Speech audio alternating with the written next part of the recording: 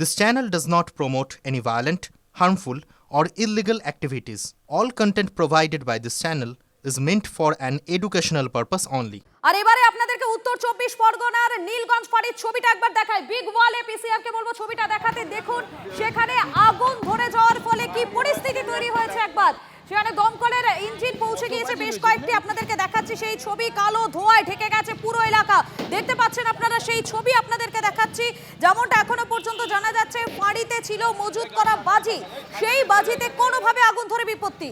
UEM Jaipur is a perfect target for prospective students aspiring for good jobs, good education with future-ready skills. কত বাজি রয়েছে ওখানে?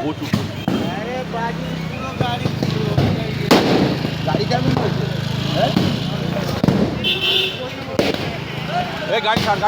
Cycle নিয়ে সরে যাও। কত বাজি রয়েছে ওখানে?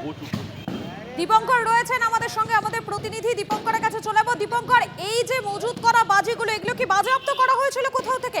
সেগুলোই নিয়ে এসে কি রাখা হয়েছিল?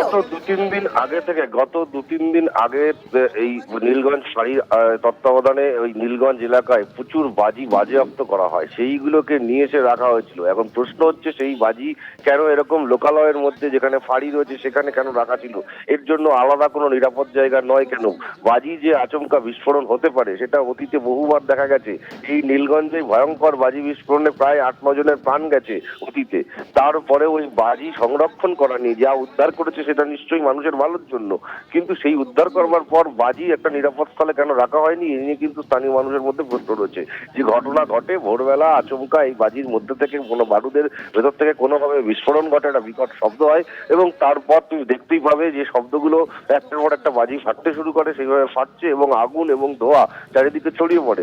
দমকলের ইঞ্জিন এসে আগুন নিয়ন্ত্রণে আনার চেষ্টা করছে। আগুন সে অর্থে এখন দেখা যাচ্ছে না, মূলত ধোঁয়া দেখা যাচ্ছে এবং তার পরিপ্রেক্ষিতে এলাকায় কিন্তু একটা আতঙ্ক তৈরি হয়েছে। কারণ এইভাবে মজুত করে রেখে দেওয়া, অর্থাৎ একদিকে বাজেয়াপ্ত করা বাজি, এই বাজিগুলো যেখানে ছিল সেখান থেকে তুলে নিয়ে এসে নিরাপদ জায়গায় রাখলে হয়তো যদি আগুনও লাগতো সেক্ষেত্রে এই প্যানিক তৈরি হতো না বলে স্থানীয় মানুষের ধারণা।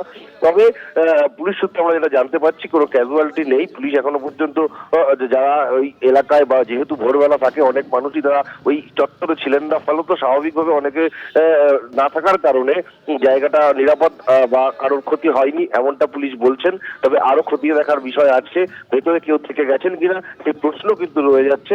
তবে দমকলের তরফে চেষ্টা করা হচ্ছে দ্রুততার সঙ্গে ওই ধোঁয়া যেটুকু দেখা যাচ্ছে সেগুলোকেও নিয়ন্ত্রণ করে নিয়ে এসে সম্পূর্ণ ক্লিয়ারেন্স তৈরি করা। এবং তুমি আমাদের সঙ্গে থাকো, একবার আপনাদেরকে দেখাচ্ছি। দেখুন কিভাবে মজুদ থাকা বাজিগুলো পরপর ফাটতে থাকে, শুনুন একবার।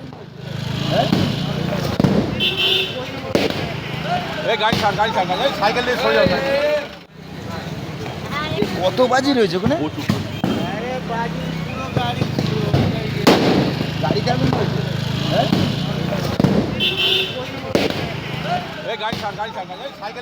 আমি আরো একবার চলে যাবো আমাদের প্রতিনিধি দীপঙ্করের কাছে। দীপঙ্কর, এই ঘটনায় ক্ষয়ক্ষতির পরিমাণ কিছু জানা যাচ্ছে বা কেউ কি হতাহতের কোনো খবর এখনো পর্যন্ত রয়েছে? দেখো, পুলিশ সূত্রে বলা হচ্ছে কোনো হতাহতের খবর নেই, কিন্তু হতাহত বা ওই সময় ওই ভেতরে কেউ ছিলেন কিনা সেটা খতিয়ে দেখবার বিষয়। সেটা যতক্ষণ না পর্যন্ত সম্পূর্ণরূপে ফায়ার অ্যারেস্ট হবে এবং একই সঙ্গে ধোঁয়া সম্পূর্ণরূপে নিশ্চিহ্নভাবে মুছে যাবে ততক্ষণ পর্যন্ত ভেতরে আলাদা করে আইডেন্টিফাই করা মুশকিল। প্রাথমিকভাবে পুলিশ জানিয়েছে যে ভেতরে কোনো ক্যাজুয়ালিটির খবর নেই, হতাহতের খবর নেই। যেহেতু ভোরবেলা লেগেছে, বাজার এলাকা, বাজারের যারা দোকানদার বা অন্যান্য আশেপাশের মানুষজন তারা কিন্তু নেই। ফাঁড়ির ভেতরের লোকজন কতটা ছিল, তারা আগুন দেখে বেরিয়ে আসতে পেরেছে কিনা, অন্তত ভোরের দিকে যে দু একজন থাকে, সেই সমস্ত বিষয়গুলো পুলিশ বলছেন প্রাথমিকভাবে হতাহতের কোনো খবর নেই। পাশাপাশি যেটা বলবার, এই যখনই আগুন বা এরকম একের পর এক বাজি বিস্ফোরণের শব্দ হতে থাকে, ফটাফট করে বাজি ফাটতে থাকে, তখন এলাকার মানুষ ছুটে আসেন এবং তাদের মধ্যে একটা প্যানিক তৈরি হয় যে তাদের পরিচিত কেউ আছে কিনা, ভেতরে কেউ আছে কিনা। কারণ এই এলাকা জুড়ে নীলগঞ্জে আমার মনে থাকবে যে এই বাজি বিস্ফোরণে 2022-23 সালে ভয়ঙ্কর, 23 সালের আগস্ট মাসে সেই সময় একটা ভয়ঙ্কর চিত্র হয়েছিল, প্রায় 8 জন মারা গেছিল বাজি বিস্ফোরণে। তো সেই এলাকারই বাজি, মানে বাজি যে একই ভাবে যখন বলা হয়েছিল ওই তৃণমূল গভর্নমেন্ট থাকাকালীন যে বাজি কারখানা বন্ধ করা হবে, বাজি কারখানাগুলোকে থেকে সরিয়ে একেবারে আপডেটের দিকে তুমি নজর রাখো। আপাতত তোমাকে ধন্যবাদ দীপঙ্কর।